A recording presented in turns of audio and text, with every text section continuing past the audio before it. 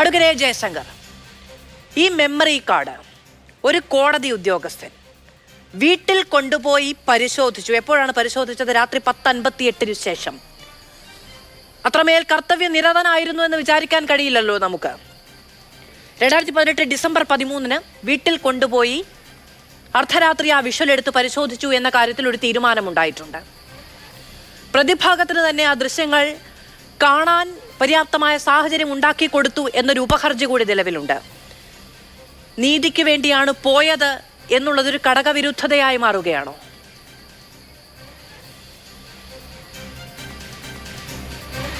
അല്ല, ഇത് അങ്ങേയറ്റം സങ്കടകരമായ, അപലപനീയമായ, അതിനേക്കാളും ആശങ്കാജനകമായ ഒരു സാഹചര്യമാണ്. കാരണം എന്താ വെച്ചാൽ, ഈ പ്രതികളിൽ നിന്നുണ്ടായ പീഡനം അല്ലെങ്കിൽ അവരിൽ നിന്നുണ്ടായ അതിക്രമം അത് മറ്റൊരു വശമാണ്. അവർ ഗൂഢാലോചന നടത്തി ഈ സ്ത്രീയെ ദേഹോദരം ഏൽപ്പിച്ചു, അല്ലെങ്കിൽ മറ്റു തരത്തിൽ അവരെ പീഡിപ്പിച്ചു എന്നുള്ള ഒരു വസ്തുതയാണ്. അത് സംബന്ധിച്ച് വിചാരണ നടന്നുകൊണ്ടിരിക്കുകയാണ്. പ്രതികളുടെ കുറ്റം, അവരുടെ മേലെ ആരോപിക്കപ്പെട്ടിരിക്കുന്ന കുറ്റം കോടതിയിൽ തെളിവോ ഇല്ലെന്നുള്ള വേറൊരു ചോദ്യമാണ്. അത് തീർച്ചയായും വ്യത്യസ്തമായൊരു ചോദ്യമാണ്. കുറ്റം ചെയ്താൽ മാത്രം പോരല്ലോ, കുറ്റം കോടതിയിൽ തെളിയുക എന്നുള്ളത് വളരെ പ്രധാനപ്പെട്ട കാര്യമാണ്. കുറ്റം ചെയ്ത ആൾ മാത്രമല്ല, കുറ്റം ചെയ്യിച്ച ആളുകളുമുണ്ട്. അതാണ് ഇതിൻ്റെ പ്രത്യേകത. അപ്പോൾ ഒരുപാട് കണ്ണികൾ ഇതിനകത്ത് വിളക്കി ചേർക്കേണ്ടതായിട്ടുണ്ട്. അത് പ്രോസിക്യൂഷനാണ് ചെയ്യേണ്ടത്. അപ്പോൾ ഈ കേസിൻ്റെ ആരംഭഘട്ടം മുതൽക്ക് തന്നെ ഇത് വലിയ മാധ്യമ ശ്രദ്ധയിൽ നിൽക്കുന്ന കാര്യമാണ്. അല്ലാതെ ആരോരും അറിയാതെ അത് നടന്നൊരു സംഭവമല്ല, അല്ലെങ്കിൽ അത് ഫോളോ അപ്പ് ചെയ്യപ്പെടാതെ പോയ കേസല്ല. പല കേസുകളിലും അങ്ങനെ സംഭവിക്കുമല്ലോ. ഇപ്പോൾ നമ്മുടെ വാളയാർ പീഡന കേസ്, അത് കേസുണ്ടായ സമയത്ത് ചർച്ചാ വിഷയമായി, നിയമസഭയിൽ ചർച്ചാ വിഷയമായി, മുഖ്യമന്ത്രി ഉറപ്പ് കൊടുത്തു. പക്ഷേ പിന്നീട് പൊതുജന ശ്രദ്ധയിൽ നിന്ന് പോയ സമയത്ത് അതിലെ പ്രതികളെല്ലാവരും വെറുതെ വിട്ടു, വീണ്ടും പൊതുജന ശ്രദ്ധയിൽ വന്നു. ഇതങ്ങനെയല്ല. ഇത് സംഭവം ഉണ്ടായ അന്ന് മുതൽക്ക്, ആ പുലർച്ചെ മുതൽക്ക് പൊതുസമൂഹത്തിൽ കത്തി നിൽക്കുന്നൊരു വിഷയമാണ്. അതിലാണ് ഇങ്ങനെ സംഭവിക്കുന്നത്. അതൊന്നും ആലോചിക്കണം. ആ സ്പെഷ്യൽ പ്രോസിക്യൂട്ടർ നിയമിച്ച കേസാണ്. ഹൈക്കോടതിയുടെ നിർദ്ദേശപ്രകാരം വനിതാ ജഡ്ജി വിചാരണ നടത്തിക്കൊണ്ടിരിക്കുന്ന കേസാണ്. ഈ വിചാരണ തുടങ്ങിയിട്ട് തന്നെ വർഷങ്ങളായി. അത് ഒരു കടവിലും അടുത്തിട്ടില്ല. അതിനെ വിചാരണ അനന്തമായി നീണ്ടുപോവുകയാണ്. പലതവണ സുപ്രീം കോടതിയിൽ പോയതാണ്, പലതവണ ഹൈക്കോടതിയിൽ പോയതാണ്. പ്രോസിക്യൂട്ടർ തന്നെ ഒന്നിലധികം പ്രോസിക്യൂട്ടർമാർ രാജിവെച്ച് പോയ കേസാണ്. അതിജീവിതയും സർക്കാരും ഒരേ സമയത്ത് ഈ വിചാരണ കോടതി ജഡ്ജിയിൽ വിശ്വാസമില്ല, അവരെ മാറ്റണം എന്നാവശ്യപ്പെട്ട് ഹൈക്കോടതിയിൽ പിന്നെ സുപ്രീം കോടതിയിൽ പോയതാണ്. അപ്പോൾ ഇങ്ങനെയൊക്കെ വളരെ എല്ലാ തരത്തിലും ചർച്ചാ വിഷയമായ, വിവാദപരമായി നിൽക്കുന്ന പല അപവാദങ്ങളുമായി ബന്ധപ്പെട്ട് നടന്ന കേസാണ്. അപ്പോൾ അങ്ങനെ ഒരു കേസിൽ പ്രധാന തൊണ്ടി എന്ന് പറയുന്ന ഈ ദൃശ്യങ്ങൾ അത് കോടതിയിലെ നിന്ന് പുറത്തു കൊണ്ടുപോകുന്നു. അത് ആര് കൊണ്ടുപോയി, എന്താവശ്യത്തിന് കൊണ്ടുപോയി, എന്താവശ്യത്തിന് ഇത് പരിശോധിച്ചു എന്നുള്ളതൊക്കെ ദുരൂഹമായി തുടരുകയാണ്. തീർച്ചയായിട്ടും അത് നല്ല ഉദ്ദേശത്തോടെ കൊണ്ടുപോയതല്ല, സത്യം തെളിയിക്കണം എന്നുള്ള ഉദ്ദേശത്തോടെ ചെയ്തതല്ല. പോലീസ് ഉദ്യോഗസ്ഥരല്ല കൊണ്ടുപോയത്. കോടതിയുടെ കസ്റ്റഡിയിലിരിക്കുന്ന സാധനം എങ്ങനെ പുറത്തുപോയി, എങ്ങനെ അസമയത്ത്, കോടതി പ്രവൃത്തി സമയത്തല്ല, 10 മുതൽ 5 വരെയുള്ള സമയത്തല്ല, രാത്രി 10 മണിക്ക് ശേഷം ഇതാര് പരിശോധിച്ചു, അത് വളരെ പ്രധാനപ്പെട്ട കാര്യമാണ്. അപ്പോൾ സത്യത്തിൽ ഇവിടെ പ്രതികളുടെ പേരിലുള്ള കുറ്റാരോപണം നിലനിൽക്കുമ്പോൾ തന്നെ കോടതിയുടെ പ്രവർത്തനം സംശയത്തിൻ്റെ നേരിലാവുകയാണ്. നമുക്ക് വിശ്വാസം നഷ്ടപ്പെടുന്നത് ജുഡീഷ്യറിയിലാണ്, നീതിപീഠത്തിലാണ്. നമ്മൾ ആരെ വിശ്വസിച്ചിട്ടാണ് ഈ കേസ് മുന്നോട്ട് കൊണ്ടുപോകുന്നത്? അതിജീവിതയും പ്രോസിക്യൂഷനും പോലീസും ഈ കേസ് മുന്നോട്ട് കൊണ്ടുപോകുന്നത് എന്തിൻ്റെ അടിസ്ഥാനത്തിലാണ്? കോടതിയിൽ നിന്ന് നീതി കിട്ടും എന്ന് വിചാരിച്ചിട്ടാണ്. അങ്ങനെ നീതി എവിടെ നിന്ന് കിട്ടുമെന്ന് നമ്മൾ വിചാരിച്ചോ, അല്ലെങ്കിൽ എവിടെ നിന്ന് നീതി കിട്ടുമെന്ന് നമ്മൾ തെറ്റിദ്ധരിച്ചോ, ആ സ്ഥലത്ത് നിന്ന് അവിടെ നിന്ന് അതിനേക്കാൾ വലിയ അനീതി നടക്കുകയാണ്. വീട്ടിൽ കൊണ്ടുപോയത് മജിസ്ട്രേറ്റിന്റെ നിർദ്ദേശപ്രകാരമാണ് എന്ന് ഈ ആരോപണ വിധേയനായ സീനിയർ ക്ലർക്ക് മഹേഷ് മോഹൻ പറഞ്ഞു. പക്ഷേ അങ്ങനെയാണെങ്കിൽ അതിലൊരു മൊഴിയെടുപ്പ് വേണ്ടേ? അത് സ്ഥിരീകരിക്കണ്ടേ? അതുണ്ടാകുന്നില്ല. എന്തിനീ ദൃശ്യങ്ങൾ കൊണ്ടുപോയ ദിവസം 2018 ഡിസംബർ 13 എന്ന് നമ്മൾ പറയുമ്പോഴും ആ ദിവസം ഓർത്തെടുക്കാൻ കഴിയുന്നില്ല എന്നാണ് അദ്ദേഹം പറയുന്നൊരു കാര്യം.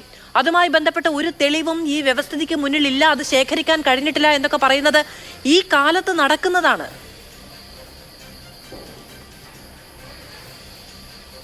അല്ല, അതിൽ രണ്ട് വശമുണ്ട്. ഇപ്പം നടത്തിയിട്ടുള്ള ഒരു ഫാക്ട് ഫൈൻഡിങ് എൻക്വയറിയാണ്. ഇങ്ങനെ ഒരു സാധനം പുറത്തുപോയി എന്ന് റിപ്പോർട്ട് കിട്ടുന്നു. ആ റിപ്പോർട്ട് കിട്ടുമ്പോൾ വിചാരണ കോടതിയിലെ ജഡ്ജിക്ക് ഒരു ഉത്തരവാദിത്തമുണ്ട്. എങ്ങനെ ഇത് പുറത്തുപോയി, ഇതിൽ ഹാഷ് വാല്യൂ യഥാർത്ഥത്തിൽ മാറിയിട്ടുണ്ടോ, മാറിയിട്ടുണ്ടെങ്കിൽ ആരാണ് ഉത്തരവാദി എന്ന് കണ്ടുപിടിക്കാനുള്ള ഒരു അന്വേഷണം നടക്കും. അവരുടെ മുമ്പിൽ വരുന്ന സ്റ്റേറ്റ്മെൻറ്റുകൾ രേഖപ്പെടുത്തി ഹൈക്കോടതിയിൽ സമർപ്പിക്കുന്നു. ഇതാണ് ഇവിടെ സംഭവിച്ചുള്ളൂ. ഇതിനെക്കുറിച്ച് വിശദമായ അന്വേഷണം നടത്തണം. അത് മജിസ്ട്രേറ്റിലെ അന്വേഷണം അല്ല നടത്തേണ്ടത്, പോലീസ് അന്വേഷിക്കണം. അതിൽ കുറ്റവാളികളായ ആളുകളുടെ പേരിൽ ക്രിമിനൽ നടപടി നിയമം അനുസരിച്ച്, ഇന്ത്യൻ പീനൽ കോഡ് അനുസരിച്ച്, അല്ലെങ്കിൽ സൈബർ ലോയിലെ വ്യക്തമായ വകുപ്പുകൾ ഉപയോഗിച്ച് അവരുടെ പേരിൽ കേസ് ചാർജ് ചെയ്യണം. ഈ കുറ്റവാളികളായ ഒരാളും ഇതിൽ അന്വേഷണം തീരുന്നവരെ അല്ലെങ്കിൽ അവർ കുറ്റവിമുക്തരാകുന്നവരെ സർവീസിൽ തുടരാൻ പാടില്ല. അങ്ങനെ ഒരു ക്ലാർക്കിനെ വിശ്വസിച്ച് അവിടെ ഏൽപ്പിച്ചു കൊടുത്ത മജിസ്ട്രേറ്റ് ആ സ്ഥാനത്തിരിക്കാൻ യോഗ്യമല്ല. മനസ്സിലായില്ലേ? അങ്ങനെ കൊണ്ടുപോയ ക്ലാർക്കാണ് കൊണ്ടുപോയെങ്കിൽ അയാൾക്കൊരു ഉത്തരവാദിത്വം ഉണ്ടല്ലോ. മജിസ്ട്രേറ്റ് എൻ്റെ കയ്യിൽ തന്നയച്ചു എന്ന് വെച്ചാൽ വീട്ടിൽ കൊണ്ടുപോകാൻ പറ്റുമോ? ഞാൻ കൊണ്ടുപോയെന്ന് വെച്ചാൽ തന്നെ എനിക്കത് കാണാൻ പാടില്ലല്ലോ. അപ്പോൾ ആരാണിത് യഥാർത്ഥത്തിൽ ചെയ്തത് എന്ന കാര്യം ആദ്യം പുറത്തു വരണം.